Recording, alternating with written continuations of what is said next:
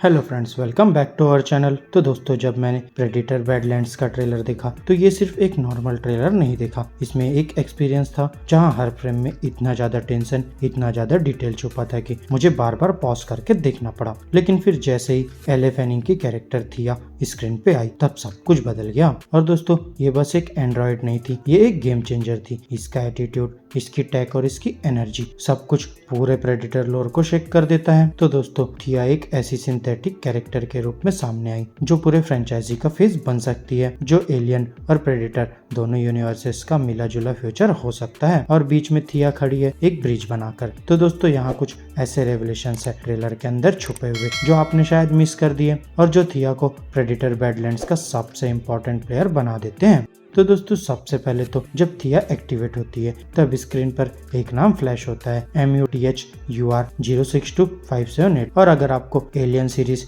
या रोमुलस की Android system का नॉलेज है तो आप समझ जाओगे कि ये कितना बड़ा अपग्रेड है। दोस्तों, ये कोई आउटडेटेड एंड्रॉइड नहीं, ये फ्यूचर की टेक है। और इसके अंदर क्या क्या कैपेबिलिटीज है इसका अंदाजा ट्रेलर के हर एक मोमेंट में होता है। जहां उसका कंटेनर सिंपल पॉड नहीं था, उस पे लिखा था बायो वेपन्स डिवीजन, मतलब ये चाय सर्व करने के लिए नहीं बनी, ये बनी है किल करने के लिए। और फिर उसके अंदर शायद जीनोमॉर्फ से लड़ने का पूरा डाटा प्रीलोडेड है। तो दोस्तों, विलियन ड्यूटानी ने एक सिंथेटिक सुपर सोल्जर बनाया है और उसका नाम है थिया। लेकिन दोस्तों, सबसे क्रिपी और इंटरेस्टिंग मोमेंट तब आता है जब थिया, जिसकी लोअर हाफ लिटरली कट हो चुकी है, फिर भी वो मुस्कुरा रही है, एकदम चीयरफुल ऑप्टिमिस्टिक टोन में बात कर रही है, जैसे कुछ हुआ ही ना हो। ये या तो एक एडवांस्ड इमोशनल मिमिक्री है या फिर कुछ ग्लिच हुआ है। लेकिन यहाँ एक चीज क्लियर है, थिया अनप्रेडिक्टेबल है। और जब वो बस अपने अपर हाफ के साथ एक डेडली फ्लाइंग क्रिएचर से फाइट करती है और नाइफ के साथ उस क्रिएचर को ऑलमोस्ट आउट मैनेवर कर लेती है, तो आप समझ जाते हो कि ये कोई नॉर्मल एंड्रॉइड नहीं है। और फिर इसके अंदर इनबिल्ट सर्जिकल टूल्स है, मतलब वो खुद को रिपेयर कर सकती है बिना किसी एक्सटर्नल हेल्प के। और फिर इस एलियन प्लेनेट पे जहाँ सब कुछ मारने पे तुला है, थिया खुद एक पोर्टेबल मेडबे बन चुकी है। लेकिन उसके इंटरनल सिस्टम्स के अलावा वो बाहर से भी कुछ छुपा रही है, क्योंकि एक शॉट में वो रेटिनल स्कैनर से रजिस्ट करती है जो ये बताता है कि या तो उसके अंदर क्लासिफाइड डेटा छुपा है या फिर वो अपने क्रिएटर्स के खिलाफ जा चुकी है। और फिर सबसे ज्यादा दिमाग उड़ाने वाली बात यह है कि थिया एलियन सिस्टम्स के साथ सीमलेसली इंटरेक्ट करती है। ह्यूमन और एलियन टेक के बीच वो एक लिंक बन चुकी है। और फिर ट्रेलर में एक और माइंड ब्लोइंग मोमेंट आता है जब प्रेडेटर अपनी ओरिजिनल लैंग्वेज में कुछ बोलता है और सबटाइटल्स के थ्रू हमें दिखाया जाता है कि थिया उसकी बात ट्रांसलेट कर रही है। मतलब वो सिर्फ एक फाइटर नहीं, एक डिप्लोमेट भी है। प्रेडेटर जैसी डेंजरस स्पीसीज के साथ बात करने वाली एक AI translator, that's next level. लेकिन दोस्तों, यही थिया जब एक यंग प्रेडेटर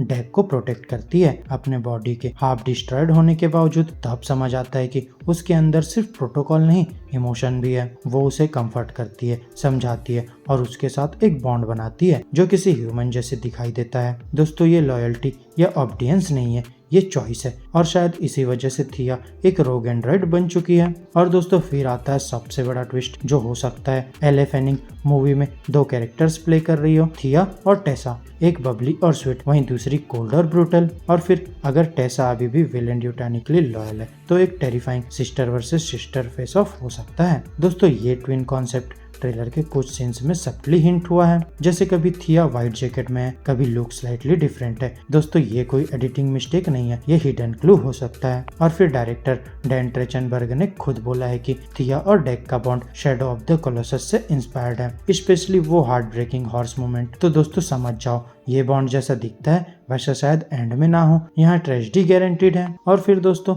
एक और बात, थिया को विलेन ड्यूटानी की टेराफॉर्मिंग ऑप्स की डिटेल नॉलेज है जो ये बताता है कि उसका इस प्लेनेट पर होना कोई एक्सीडेंट नहीं, शायद वो पहले से ही कॉलोनाइजेशन के मिशन का पार्ट थी। लेकिन यहाँ कुछ गलत हो गया। इसके बावजूद वो जेन्युइन इमोशंस शो करती है, कॉन्सर्न, वार्मथ, इवन ह्यूमर। तो दोस्तों, इतना कॉम्प्लेक्स इमोशनल बिहेवियर एक एंड्रॉइड में देखना रेयर है। शायद उसकी प्रोग्रामिंग ही यूनिक है या फिर वो कुछ और बन चुकी है। और फिर सबसे बड़ा सेटअप ये है कि थिया का कनेक्शन एलियन और प्रेडेटर दोनों यूनिवर्सेस से है, जहां उसके पास जीनोमॉर्फ नॉलेज भी हो सकती है और वो प्रेडेटर लैंग्वेज भी समझती है। दोस्तों, वो एक सेंट्रल कैरेक्टर बन सकती है जो एलियन वर्सेस प्रेडेटर के फ्यूचर को कनेक्ट करे, एक ट्रू क्रॉसओवर ब्रिज। वहीं दोस्तों, डेक और थिया की पर्सनैलिटीज एकदम अलग है। डेक साइलेंट और कैलकुलेटेड है, वहीं थिया एक्सप्रेसिव और क्वर्की। ये कॉन्ट्रास्ट ही उनकी केमिस्ट्री को स्टैंड आउट बनाती है। और जब आप एंड में थिया के कैरेक्टर को समझने की कोशिश करते हो तो पता चलता है ये कोई साइड किक नहीं, ये खुद एक स्टेटमेंट है। तो दोस्तों,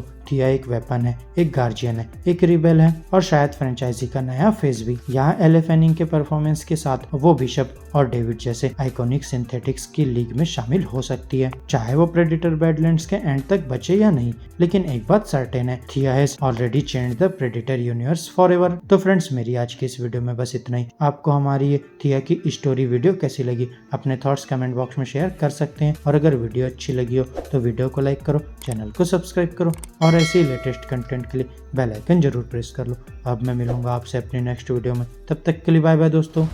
I could help you.